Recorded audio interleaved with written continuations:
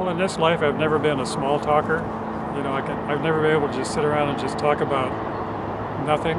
And so I've realized that just keeping quiet and being present is the ultimate thing that I can do for this world.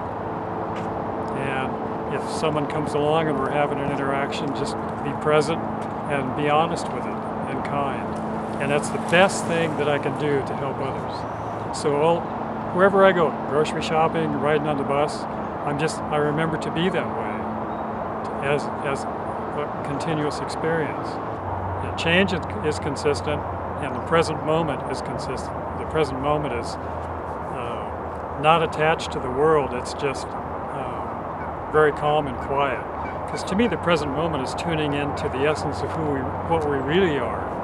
Not who we are, what we are.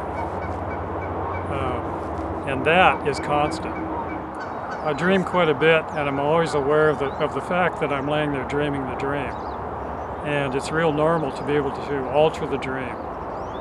What I've always been aware of, and what I'm always aware of so far in dreams, is that the fact that I am this light energy, because I never really have a body unless I think about, do I have a body? Otherwise, even the ones I'm interacting with don't really have bodies unless I ask myself or think about, do these people have bodies?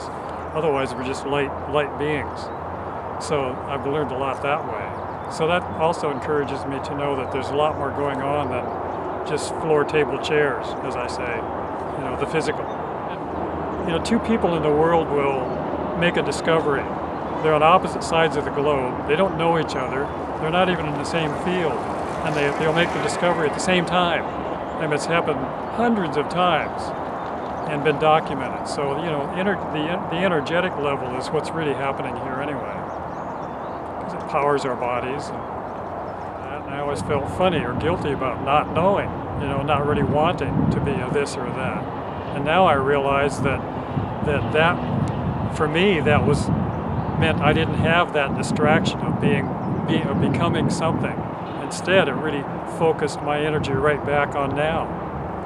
So it's really kind of funny. I wasn't so distracted by the world and by becoming, you know, going to college for 4 to 8 years. I didn't go through that. Instead, I was just able to come back to now. So even when you were young, you never really had any big dreams to become something? So that really kind of threw my energy back on me to just be here now. You know, dating was good that way too, because it got to the point where I didn't want to date these people anymore because I didn't like them. I didn't like how I became when I was with them, so I stopped. And so to look inside and say, what the hell's going on? Why would I attract a person like that? And so I just kept looking inside. You know, there's 2 points in my life where I just stopped dating, period. One was in my 30s, and the other one was just 8 years ago. And I haven't started it yet because I'm so taken up with working through the stuff that in the present moment. It's just a full-time job for me. I don't know what caused it. I think it was a wanting to know more, or an affirmation of where I was heading, my intention.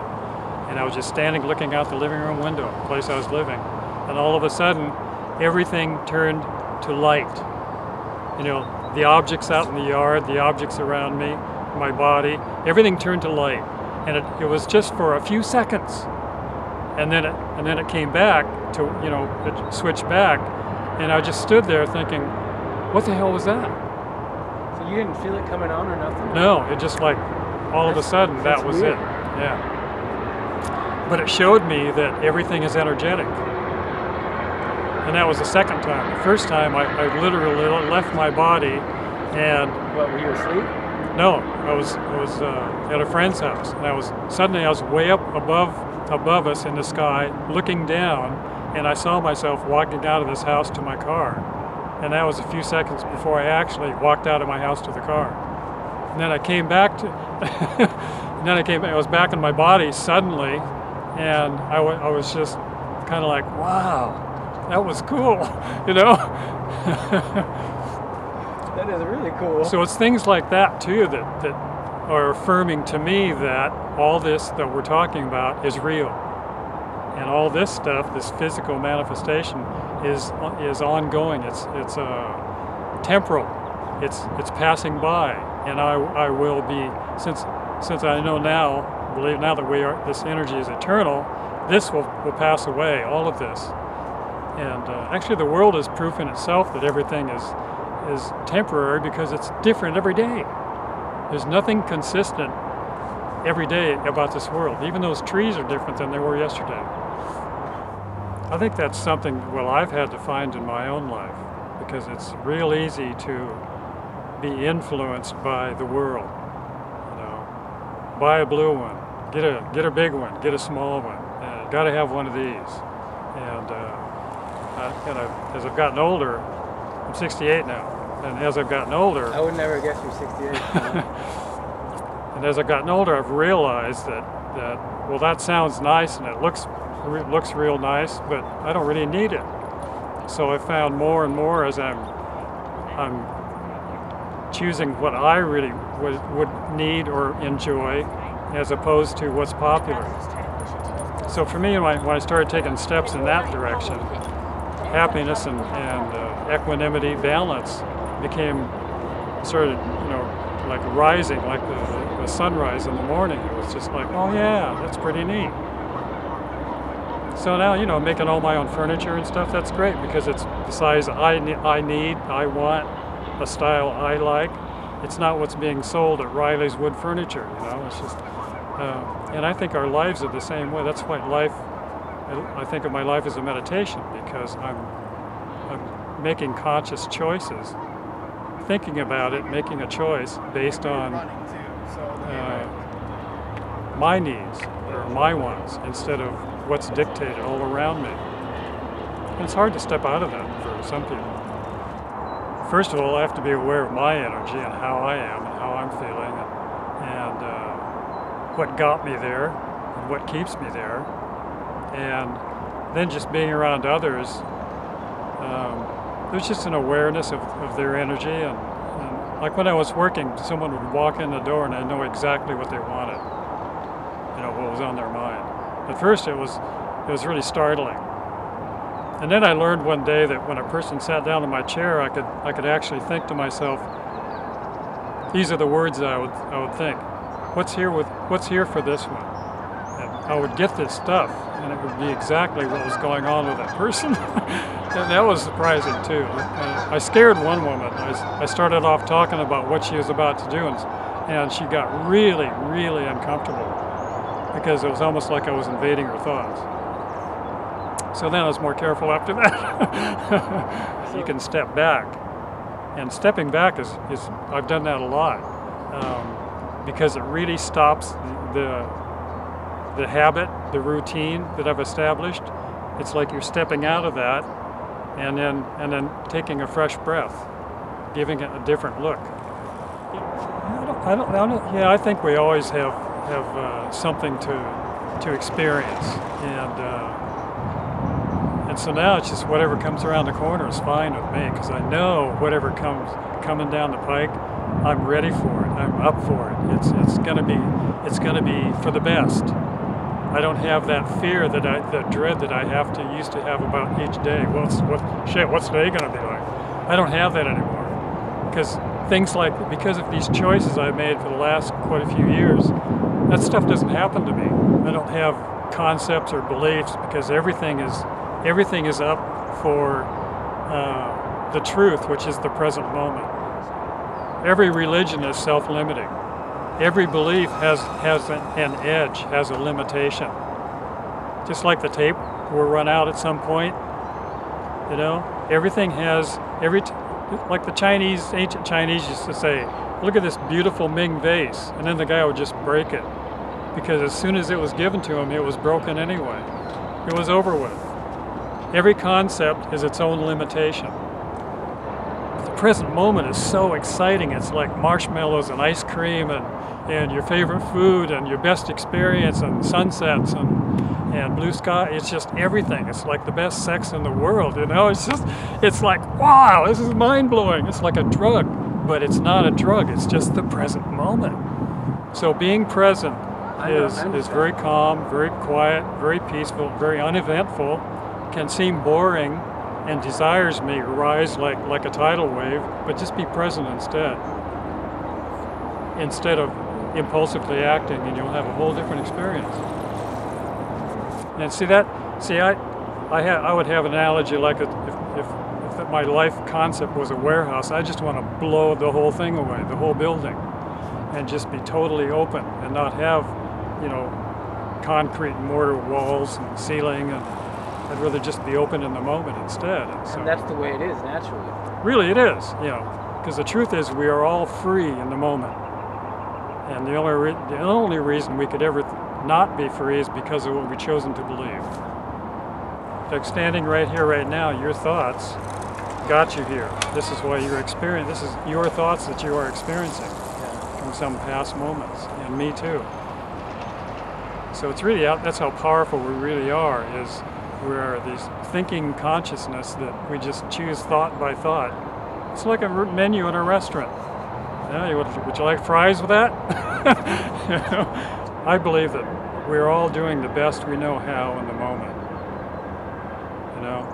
Considering our backgrounds. And another great thing that I learned by not judging is how we all have such a different experience in our lives from the moment we're born. I mean, we don't know who was chained up in the basement for their whole life and abused. We don't know who was.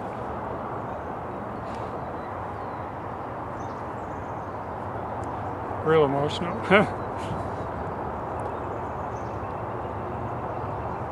We don't know who were prisoners of war. So who are we to judge anyone? Were you a prisoner of war? No. Were any of your friends? No, but I've known people that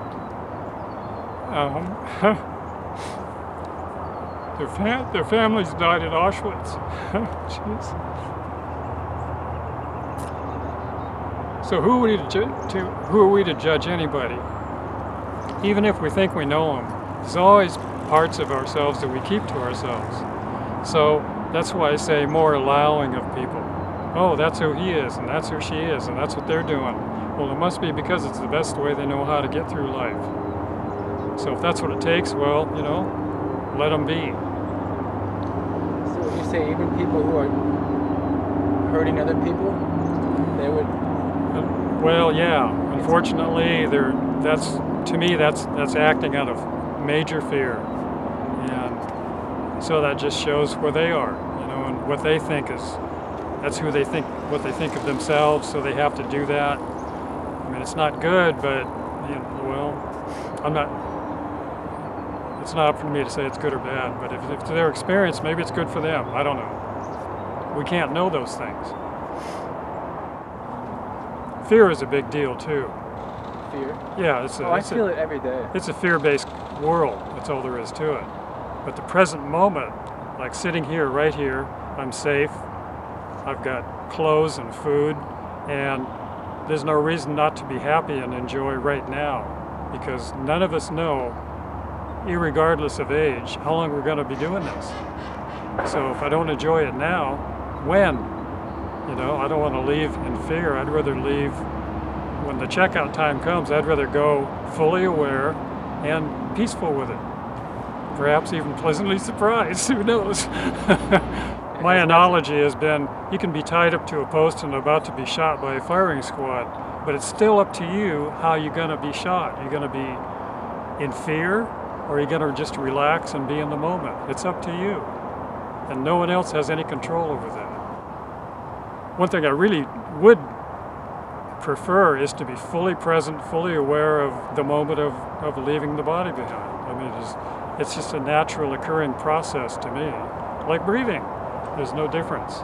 And so I may as well be there to enjoy it, just the way I enjoy cookies. Same thing. Everything is a distraction. And food is a major distraction. One is we need food to nourish the bodies, and a second one is when there's something that we may not want to acknowledge to ourselves, we'll go eat something instead. So I've been noticing. Why do we do that? we do that out of distraction because we don't want to inhabit and we don't want to look at what's there. We don't want to acknowledge to ourselves the reality of the present moment. If, for instance, if you eat a pizza, you got bread, you got meat, you got cheese. I mean, that stuff requires a lot of energy. Mental energy goes down into your abdomen to digest this stuff because these denser, heavier foods take more energy. It'll make you want to take a nap after you've eaten it. Well, I used to be real judgmental about the world, and I realized that it really wasn't doing me any good because every judgment I make, I look at it as another bar in my cell. You know, I'm imprisoning myself by making a judgment. And I can make a judgment about that bush, and the bush won't know it. It may feel the energy of that judgment, but their judgment is really something. The bush isn't going to carry it around, I'm going to carry it around. And I got real tired of that. I realized all of my concepts about the world were a heavy weight. When I really started getting intensely focused on the present moment and the spiritual growth that we're talking about, a lot of stuff started coming up, sort of what you're referring to from the past. And I learned that it's okay, it's supposed to come up. And when it comes up, just forgive yourself on the deepest level that you possibly can. And you'll find that it won't come back again. And it's true. Even if I have to do it 2 or 3 times. So to stop having expectations of others, but instead, because you have expectations, you're not really in the moment. You think you've got it all figured out, and what if the real experience is totally different? You know, it's nice to know what you would like to have happen. I have. But I didn't come here just to go meditate in a cave, because that really limits your learning. Because I was told that in past lives I used to be a monk. I just literally did that. I was sequestered off, and that was good for that lifetime. But now I'm here to have this wisdom and interact with the world. That's the challenge. That's a big challenge, to do that and still be peacefully grounded in the present moment. It's really hard to do that sometimes.